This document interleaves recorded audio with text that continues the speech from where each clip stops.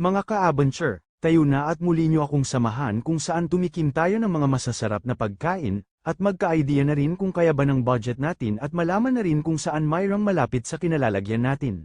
Andito nga tayo ngayon sa King's Heath Seafood Restaurant, kayo na lang ang pumili kung saang branch malapit sa inyong lugar. Andito ang ilan sa mga branch na pwede nyo pagpilian: West Avenue, Shaw Boulevard, Lucky Town Center, Ayala, Manila Bay, Baguio at marami pang iba.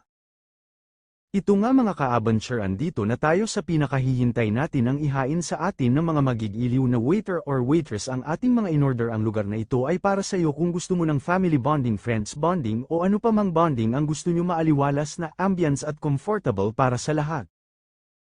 Ayan guys, umpisahan na natin na paikutin ng roleta, lamesa pala, at mamili na kung ano ang gusto mo tikman. Habang umiikot yan, medyo napapaisip na ko kung saan ko ilalagay ang pagkain kapag full tank na aking tiyan. Hahaha. Sulit dito pagdating sa seafoods nila, napaisip na naman ako kung saan ako bibili ng low sarten pagtapos ko maubos mga seafoods na sobrang mapapadami ka ng kain. Pag uwi ko, dadamihan ko na lang ng pag-inom ng gamot. Hahaha. So eto na nga, maggulay na lang pala ako para healthy tayo. Sa susunod ko na lang pala planuhin ang seafoods. Pati nga tissue sana isama ko na. Hahaha. Tikim muna tayo kahit konting karne, sabayan ko ng gulay later para naman bawi tayo kahit umiwas tayo sa pagkain ng seafoods, pampabate ika nga.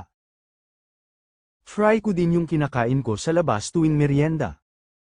Kanina pa ako kumakain, nakalimutan ko pala ayain kayo guys, kain tayo.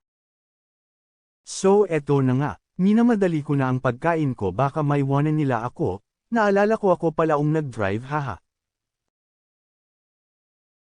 Narito ang mga iba't ibang presyo ng mga pagkain nila. Kung bago ka sa video na ito, please like and subscribe Adventure Vlogs. Upang magtuloy-tuloy pa ang ating gagawing vlogs, kung gusto nyo ng shoutout, comment down below. Maraming salamat po.